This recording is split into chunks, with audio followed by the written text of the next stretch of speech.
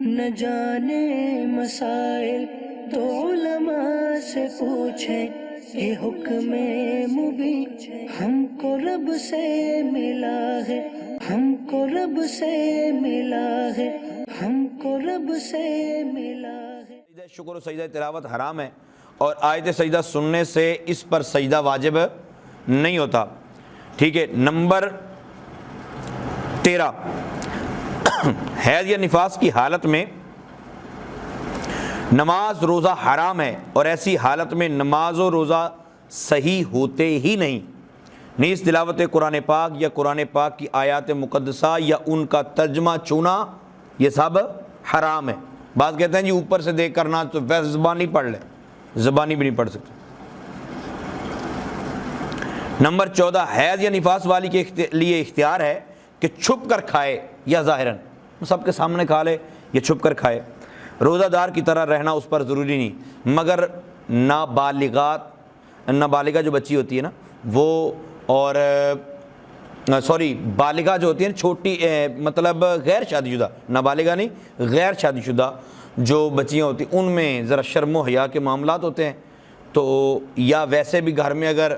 دیور یا جس طرح کمبائن فیملی سسٹم بعض جگہوں پہ ہوتا ہے تو ان میں ذرا احتیاط ہی لازم ہے کہ سب کے سامنے نہ گائے۔ ہاں اگر ایک ہی گھر میں رہتے، میاں بیوی رہتے ہیں یا چھوٹے بچے رہتے ہیں تو اس میں کوئی حرج نہیں، وہ اس کا روزہ دار کی طرح رہنا ضروری نہیں ہے۔ نمبر 15، مگر چھپ کر کھانا بہتر ہے، خصوصاً حیض والی کے لیے، کہ یہ پردے کی ایک بات ہوتی۔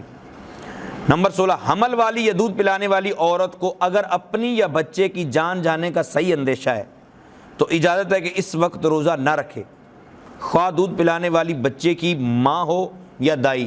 ہمارے ہاں تو خیر مائیں ہی دودھ پلاتی ہیں، ایسا کوئی مسئلہ نہیں، اگرچہ رمضان المبارک میں دودھ پلانے کی نوکری اختیار کی ہو، یہ بھی ہمارے ہاں نہیں ہوتا۔ ہمارے ہاں تو دودھ ماں خود ہی پلاتی ہے، تو اگر واقع ہی طبیعت ناساز ہو جاتی ہو اور صحیح خوف ہو کہ اس کا بعض کا بی پی ہائی ہو جاتا ہے، بعض کا بی پی لو ہو جاتا ہے، تو ایسی عورتوں کو روزہ نہ رکھنے کی اجازت ہے، لیکن بعد میں رکھنے ہوں گے۔ آگئی وہ بات 17 نمبر، شیخ فانی یعنی وہ معمر بزرگ جن کی عمر ایسی ہوگی کہ اب وہ روز بروز کمزور ہی ہوتے جائیں، جب وہ روزہ رکھنے سے عاجز یعنی مجبور و بے بس ہو جائیں، یعنی نہ اب رکھ سکتے ہیں نہ آئندہ روزہ رکھنے کی طاقت آنے کی امید ہے، مریض بھی ایسا ہو سکتا ہے، انہیں اب روزہ نہ رکھنے کی اجازت ہے، انہیں اب روزہ نہ رکھنے کی اجازت ہے۔ لہٰذا ہر روزے کے بدلے میں فدیہ یعنی دونوں وقت ایک مسکین کو پیٹ بھر کر کھانا کھلانا اس پر واجب ہے، یا ہر روزے کے بدلے میں ایک صدقہ فطر کی مقدار مسکین کو دے دیں۔ تو بہتر یہ ہے کہ جس طرح کا کھانا خود کھاتے ہیں، یعنی 200 روپیہ آپ ذہن میں رکھیں کم و بیش 2 وقت کے کھانے کے لیے وہ دے سکتے ہیں، لیکن یہ اس مریض کی بات ہو رہی ہے جو مریض اب صحت یاب نہیں ہو سکتا۔ ٹھیک ہے، جو شوگر والے ہوتے ہیں نا، یہ ایسے بھی بعض ہوتے ہیں جو گرمی میں نہیں رکھ پاتے، سردی میں رکھ سکتے ہیں، تو جو گرمی کی بجائے سردی میں رکھ سکتے ہیں ان کو سردی کے اندر رکھنا ضروری ہے، مطلب وہ اپنی طرف سے روزے رکھوا نہیں سکتے، یہ اجازت صرف اس کو ہے جو اب کبھی صحت مند نہیں ہو سکتا، امید نہیں ہے، اللہ تعالیٰ چاہے تو کچھ بھی کر دے۔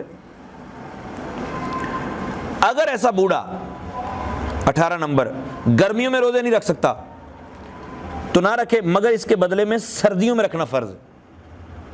نمبر 19، اگر فدیہ دینے کے بعد روزہ رکھنے کی طاقت آ گئی، فدیہ دیا رکھوائے کہ کینسر ہے جی اب لا علاج ہو گیا مریض، اب یہ نہیں رکھ سکتا، اس کی طرف سے روزے رکھوائے گئے، لیکن اب طاقت آ گئی تو دیا ہوا فدیہ صدقہ نفل ہو گیا، ان روزوں کی قضا رکھیں۔